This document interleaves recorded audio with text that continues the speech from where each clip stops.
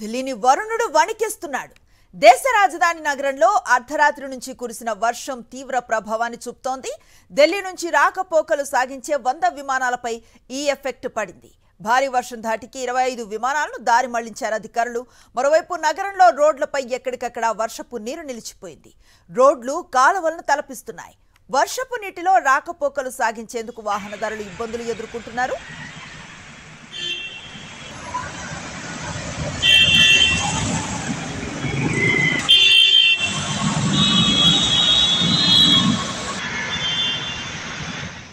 ఢిల్లీలో రాత్రి ఉరుములు మెరుపులతో కూడిన వర్షం కురిసింది. బలమైన గాలులు వీచాయి.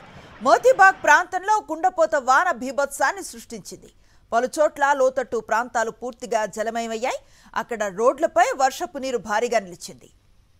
ఇవాళ రేపు కూడా వర్షాలు కొనసాగే అవకాశం ఉండటంతో రెడ్ అలర్ట్ జారీ చేసింది వాతావరణ శాఖ. 2 రోజుల పాటు ఢిల్లీకి వర్ష సూచన ఉండటం విమానాల రాకపోకలపై మరింత ప్రభావాన్ని చూపే అవకాశం ఉందని అధికారులు అంటున్నారు.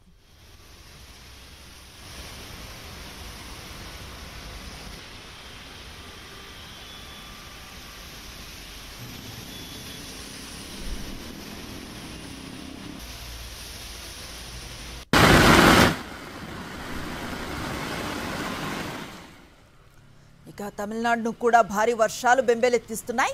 తమిళనాడు వ్యాప్తంగా 13 జిల్లాల్లో భారీ వర్షాలు పడుతున్నాయి.